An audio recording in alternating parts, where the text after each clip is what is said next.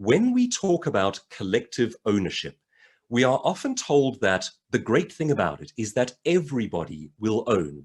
The reality of the thing is that nobody but those in power own.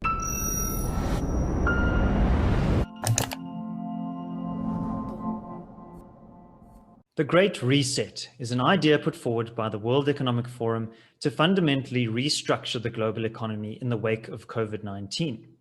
But what are some of the dangers inherent in this ideology? Joining me to discuss is Douglas Kruger, who's a speaker and author focusing on political correctness.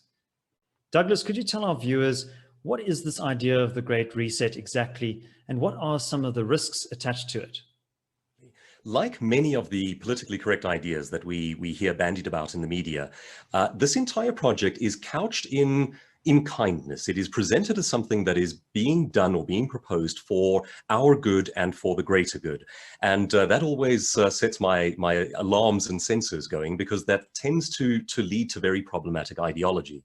In a very quick nutshell, the proposal out of Davos is essentially this: a group of exceptionally powerful individuals, predominantly in the banking, finance, and business sector, in alliance with government leadership, are proposing that as a result of these COVID lockdowns that have done a great deal of damage to economies globally, they perceive that they now have an opportunity to rebuild economies, but to do so in what they believe is a more enlightened fashion.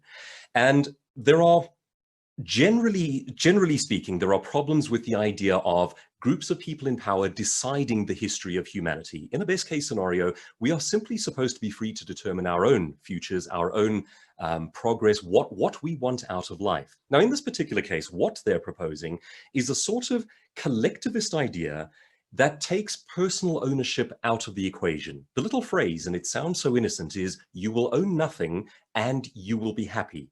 Now, if you go back just several hundred years, the founding father and first president of the United States, which was essentially a project founded on the idea of human liberty and freedom, pretty much for the first time in modern history, George Washington said, "There is no such thing as personal human rights without property ownership." And he said that for several very interesting and important reasons. But the principle is sound. If you are dependent on a greater power for everything, then you are not free. You place yourself as an individual in quite a precarious situation. It was, in fact, the formula for living, the sort of political reality for most of human history. If you look back at a simple setup like the serfs of Europe, this is a group of people who owned nothing and simply contributed to the overlord who determined what they could and could not have. And they had zero rights. It is the property that you own that actually ensures your rights to a great degree. So while this may sound like a very enlightened idea, sort of a communal, collectivist utopia, there are many problems with this once you start thinking about how it might actually be implemented. And that's what concerns me. So Douglas, is there a risk here that we could see an encroachment of state power into the lives of ordinary individuals and essentially a kind of creeping tyranny that takes hold? Well, economist and historian Dr. Thomas Sowell makes a very interesting point about how humans evaluate political systems. And he says we make the terrific mistake of evaluating them based on their kindly sounding intentions before the fact, rather than on their outcomes after the fact.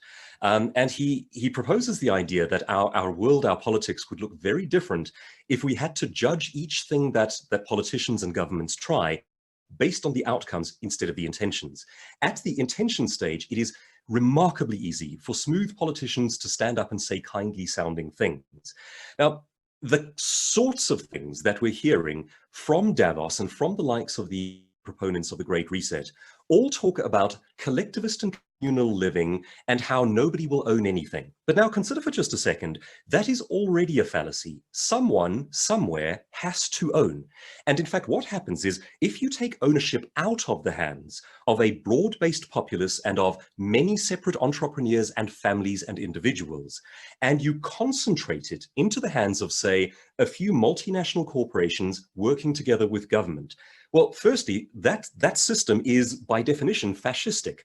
This idea of an all-powerful government and the businesses that work in conjunction with them. It leads very quickly to cronyism to the types of corruption that we see, particularly in South Africa, where we are so keen on talking about business and government collaborating. And doesn't that just sound like such a good thing? Business and government collaborating. What happens there is you have the people who own the rules, enforce right and wrong, and have a financial incentive to be corrupt, working with the people who have the money and have an incentive to corrupt them. It's a dreadful formula just to begin with. However, what concerns me is perhaps on a bigger scale than that. When we talk about collective ownership, we are often told that the great thing about it is that everybody will own. The reality of the thing is that nobody but those in power own. And that impulse to take away private property ownership and to concentrate it into the hands of a representative government is purely Marxist. I mean, it is the heart and soul of the Marxist idea, which stripped down to its basics is nobody owns property, it is collectively owned. And as I say, of course, the fallacy there is that it is not actually collectively owned, it is owned by those in power. Now, what can go wrong with that? Well, if we look at modern day China, we get a very good example of this one. Modern day China, of course, a bit of a mixed economy. They have prospered to the degree that they've started permitting free trade. However, they are still very much a Marxist society, and they work according to social credit scores. And social credit scores imposed by law represent a very chilling idea. Now imagine this, for example. You as a family do not own your home. You do not own what is around you. You do not own your business. The government has absolute control because they are the representative of collective ownership.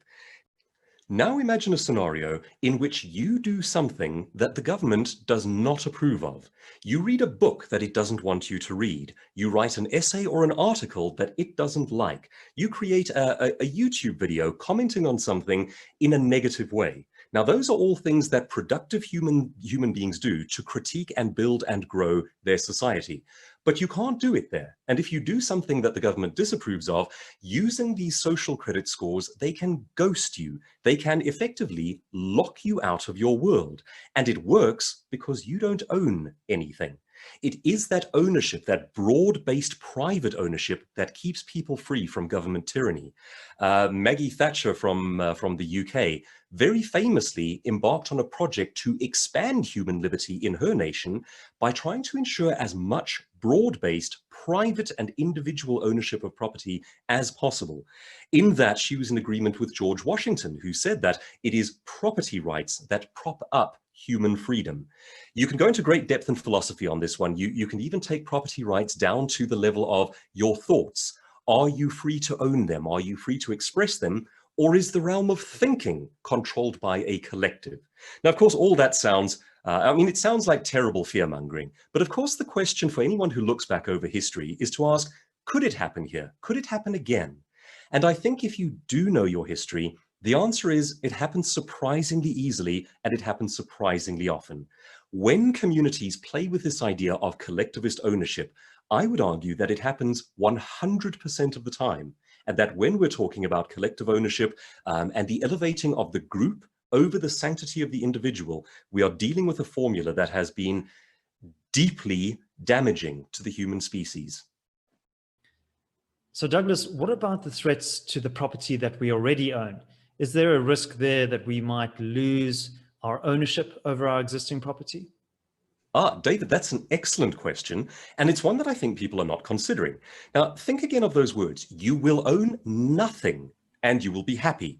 It doesn't allow for you will continue to own what your family has bequeathed down the generations. The simple statement, if we are to take them at their word, is you will own nothing, and you will be happy. Now, that poses some fascinating problems in terms of what communities already own. We largely around the world, we own our homes. We bequeath heirlooms, family heirlooms to the next generation. You might own a wedding ring. You might own things that you want to give on to your children. And I would argue that that is one of the very best things that we do. Each generation tries to uplift the next generation. This philosophy seems to be saying, instead of doing that, we reset each generation at zero and leave you dependent on a government welfare system. Now, from the most basic human perspective, that strikes me as deeply unhealthy. If the best thing we do is to raise up our children and help them to go further than us, then starting at zero with government dependency every generation, it strikes me as a bit of a chilling idea. If you look at basic stats, human stats, around groups of people living on welfare, you will find that you have disproportionate rates of marital breakup, of family breakup, of alcohol and drug abuse, and of interpersonal violence. The stats are way different to people who are self-sufficient, self-sustaining, employed, or running their own businesses. So one of the things that I think people are not considering here is, under a paradigm in which nobody owns anything, we all become a group of people living under the welfare state. And it seems to me that that is a very good way to do damage to the health and to the psyche of human beings. We don't seem to prosper under such conditions. I concede very readily that we have to help the poor and the struggling among us. I mean, that is a Christian, a Judeo-Christian principle. It has been built into Western classical thinking for a very long time. But a welfare state in which you don't do anything, but you live dependent on the government, seems to cause human beings to rot. I don't think it's a healthy scenario. We're proposing it on a global scale. Well, thanks very much, Douglas. I think it's important that we interrogate the dominant narratives that are emerging from global institutions like the World Economic Forum, and to ask ourselves, who are these narratives serving exactly? My name is David Ansara.